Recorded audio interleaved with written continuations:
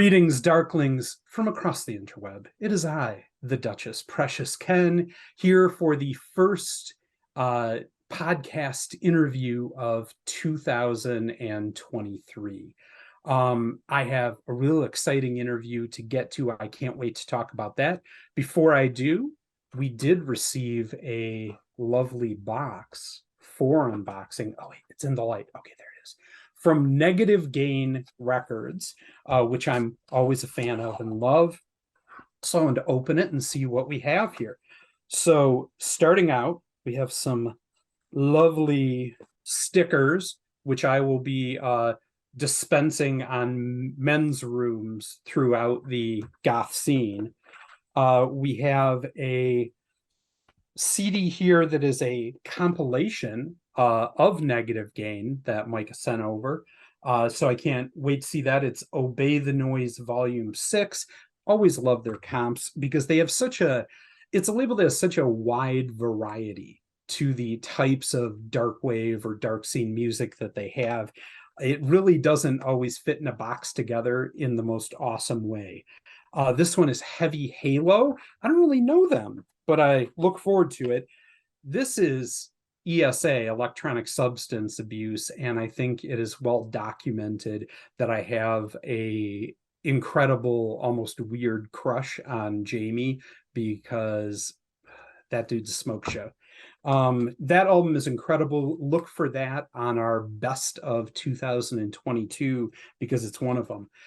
Aeon Rings, a band from Florida, which I'm going to dig into and learn more about. The always incredible Jack of Panic Priest. This is another one that you will be hearing more about on my best of 2022, but great release. Always good from Jack. I got an ESA button. Man, there's a lot in this. This is going to be half the interview is me digging through this. This one is Carly. Another one I don't know, but I will dig into and learn about. Oh, we're getting to the bottom now. Jason Alacrity, which I just released, had one of the top December singles on the Sounds and Shadows Dark Scene single chart. And last but most certainly not least, the always incredible Curse Mackey, Immoral Imperium. I love this album. We did a big review of it, an interview on it. So thank you to Negative Gain for all that jazz. So when I was out at the Skull Festival in Detroit, I was excited. I knew quite a few of the bands that I was going to see, but I didn't know all of them. And I believe it was Friday night, the first night that I got in there. I saw a band come up on stage and it blew my mind. It was like nothing that I had seen in a long time. And it was a local band from Detroit called Crune, which I immediately described as sassy yeehaw goth with a theremin. And the stage show, the presentation, people came out of the woodwork running to the stage once they started playing, and they had on this leather dress, the cowboy hat. My friend Michael was playing keyboards and doing other instrumentation. I was blown away. It was something I hadn't seen forever, and I fell in love with. And I don't always do this, but speaking of Negative Gain, when I got home, I hit up DJs I know, I hit up record labels I know, and just said, you know, that this is your cousin, Marvin Berry. You know that sound you're looking for? Well, this is it. And I held it up because it just had me fired up for the future. And I am so excited to have with me today Matthew of the project Crune. Matthew, welcome to the show. Thank you for having me. Was that quite an intro? Did I like spill my heart on that one? I'm blushing. Don't be blushing. I hear so much new music in the scene, and when I hear something that really excites me and gets me fired up, I love talking about it. And honestly, I was there with you. When I saw it, I was like, this is fresh. This is something I haven't heard a million times and delivered with passion. You were singing about severed heads on your bedposts, wearing a black dress and a cowboy hat with a theremin, and I fell in love. There was a moment when young Matthew heard or saw something in this scene or this dark, macabre style of music that hit you, changed you, and said, this is it. This is me. This is part of who I am going forward. Tell me about what that was and how that history brought you to this project. I think the first moment that I had that self-actualization, I come from a deeply religious family, and I was the music leader at a certain point when I was a Sure.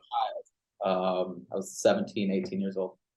And we lived in this decrepit old church in Steubenville, Ohio.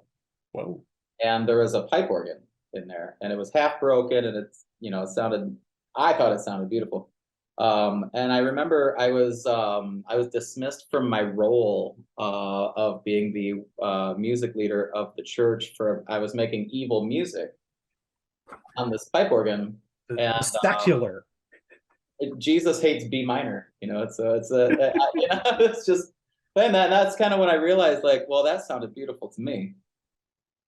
And I just, like, got kind of dismissed from my position for more reasons than just that. But that was the straw that broke the camel's back. And I thought that was one of those moments where I realized, well, like, that's the kind of music I want to play, though. Sure. And that was probably the self-actualization, like, moment where it really crystallized. It's like, but that's what I like to hear. That's what touches me. I think a lot of people, it's funny, that didn't grow up in maybe kind of a rural setting or something like that, don't understand that religious music or like playing at your church or whatever when you're young, if you come from that kind of background or a family, it is the only option or outlet that you have, like to find other people or something to play with. And so, although you see your stage show now, and I would downright call it, in a positive way, blasphemous. I mean, what you're doing is very much that. Thank But you. I think that people don't understand that there is no other alternative or outlet if you grew up in a place or a family like that. How do you feel like, because to me, did such a 180 with your message, your style, your music, how did coming from that background affect the music that you write today, and how kind of your soul is touched by how you grew up in that? Uh, it, it's kind of, to me, it's this interesting combination of, a lot of my music and a lot of the lyrics in the music are inspired by religious and sexual traumas that occurred Sure. in that part of my life and in that realm. Um, and then it's, coupled with that, it's Christianity is scary and it's creepy. And they don't really realize, I think, how morbid they actually are. When Sure. you say that that my music is dark, and when people say that it's blasphemous, I think back to hymns about being covered in blood that we sang Right. in church. I mean, all that shit, like, hey, you have to kill your son or else you're not really cool with God, or hey, if you look backwards to check on your wife, you're going to turn into a fucking pillar of salt or whatever. There is some dark ass shit going on Bullshit. in the Bible, for sure, or whatever religion you're from. I mean, there were versions of that everywhere. And no, I think that's always been kind of a big inspiration for counterculture in music, was going against those ideas, but also kind of saying, do you not see the parallels and hypocrisy in this? Yeah, exactly. And it inevitably, I came to a point where making dark music and using what people consider sacrilege and consider blasphemy became empowering to me as a way that I could kind of like reclaim my youth and reclaim my own authenticity and my own like personhood. um Making music in that way and in that realm is just like it's just therapy for me. It's very empowering for me. And I don't know. I genre wise, and I guess people say that it's dark music, but to me, it's not. It doesn't feel dark. Sure. I do It think feels that right. there are dark elements and, to what you're writing, but also what I heard and loved, there was a lot of cabaret there. There was a lot of yeehaw, G7, country or southern flavor to this. And Sure. that's part of what made it feel fresh and special. And I'm one of those that stands up all the time and says, look, all goth music doesn't have to be a cover of the fucking Sisters of Mercy. Like, there is a lot more to this genre, and really the only thing that defines it is that it has a romanticism with these darker themes. Sure. I mean, I think the Tiger Lilies are a great example of that. Like the Tiger Lilies are as goth as you can be on an accordion and clown paint. And that's gother than most things I can think of. So So tell me a little bit, because there are a lot of, like I said, synth elements, and I think your performance and the cabaret of it, but also you had a theremin up on stage that you were using. How did that become such an integral part of what your music is? Because it's not a instrument that's, I don't know, common or used every day, but to me, short of a conductor on stage, I don't think there's anything that really matches a physical performance to a musical performance more than the theremin.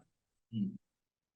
I I bought it. It was an impulse buy. I was picking up some speakers from an audio shop that were getting repaired for my boss at the time, and I was waiting while they were bringing the speakers out, and they had a theremin out front, and I was like, "Hey, you mind if I play that while we're waiting?" And they're like, "Go Yeah. ahead." And I just immediately like felt the power. I was like, "Wow, I feel like a wizard with this." I'm just like, I'm like, I had big sleeves on and everything, and just like, wow, and the person thought that I played it already.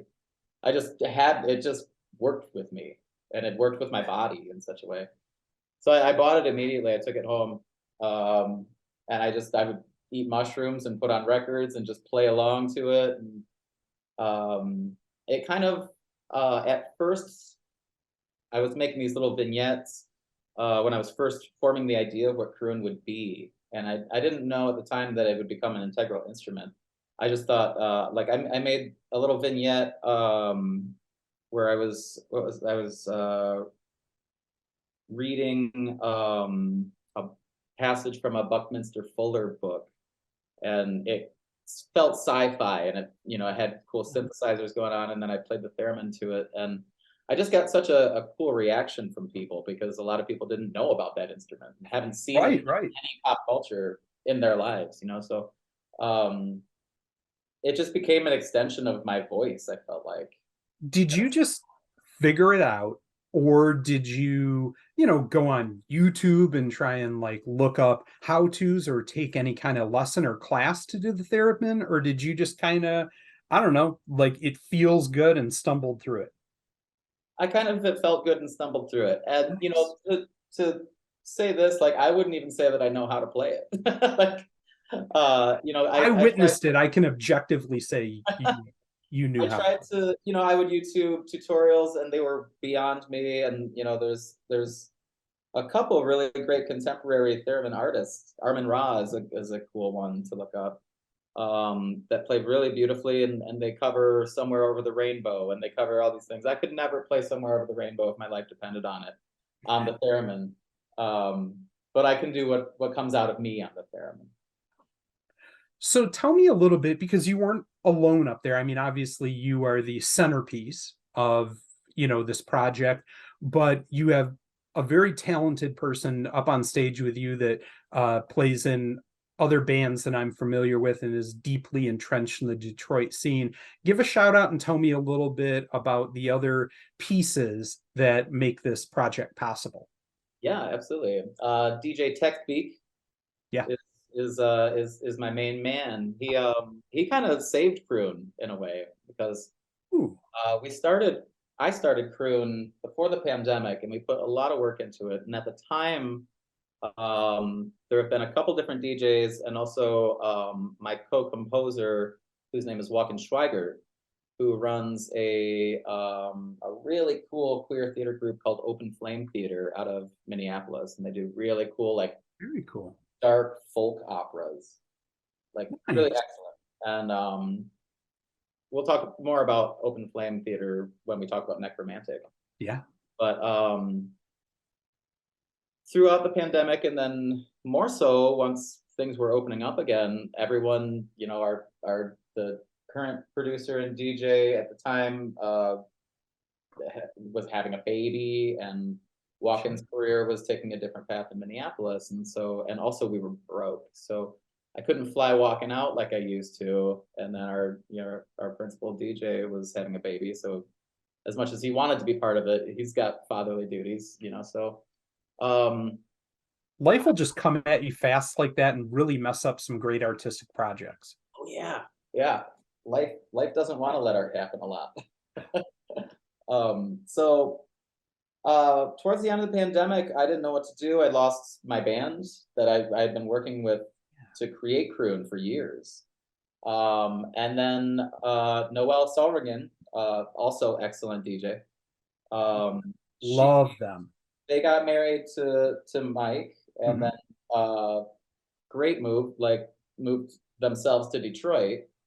And so where I'm at right now is a place called the Sound House. Mhm. It's an experimental sound studio in Hamtramck, Michigan, and I'm the resident artist here, so I kind of get to just play around in here and do whatever I want. So they were looking for a venue to get married in, and I offered up the Sound House for them. That's so cool. And then we all just became a family immediately. And so yeah, Mike came in and was like, "What are we doing? What do you need?" And I was like, "Hey, I need playback on these tracks, and I need it to be live, and I need you to be intuitive, and sometimes it's going to be improv." And he just got it. He just got it immediately. Just understood exactly what we needed.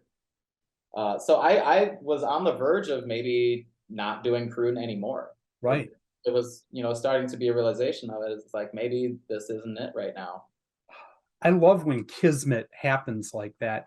I remember I went out to Detroit, where I was originally from, is the East Side. I'm out in Kalamazoo now, but I went out there to see my friend George in Black Rose Burning. Amazing band from New York. If you don't know them, go check them out. I always describe them as like goth Peter Gabriel, but really, really cool. So I went out to see him, and Vasm, who also played Skullfest with us, was opening and playing with them. So I went out to see it, and they took me, Vasm did real quick, took me around the corner when one of the opening acts was going on to UFO. And I'd never been before. And I walked in, and yeah, they were kind of hanging out there and running it. And all of a sudden I'm there with Vasm, I'm hanging out, and they come up and they're like, "Oh my God, you're Ken Magerman from Sounds and Shadows, right?" And they're talking to me, and we're getting to know each other. And all of a sudden, smoke fills that entire room in a way that I have never seen in any kind of venue or dance club. I think it has to be the smokiest venue in the United States of America. You can't see your hand in front, and all of a sudden I'm like, where am I? Where is Vasm? Where is everyone else? I better go back to the venue, or I'm going to be lost here forever in Was this it smoke. was it the Something Cold night? It was. Yeah. It was something, and it Shout was out a DJ Justin Carver too, because yeah, that's it was a mind-altering experience. That was something else in the smoke there. So that was fun. So anyhow, yeah, they were just incredible, and it's so cool that you then got to set up with them and do this project. This has been a interview with Detroit sassy goth yeehaw theremin Crune, and I hope you enjoyed it.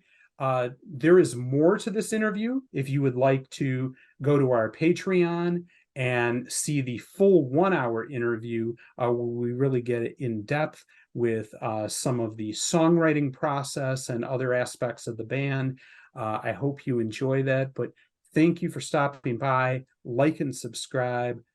I love you. Sounds and Shadows, the Duchess Precious Ken, signing out. Keep it dark, y'all.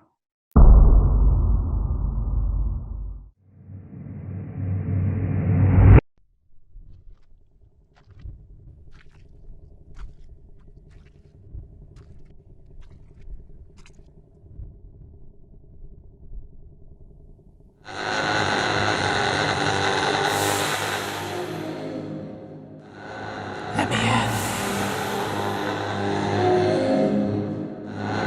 Let me in. Let me in. If you do not open the gate for me to come in, I shall smash the door and shatter the bolt. I shall smash the doorpost and overturn the doors. I shall raise up the dead, and they shall eat the living, and the dead shall outnumber the living.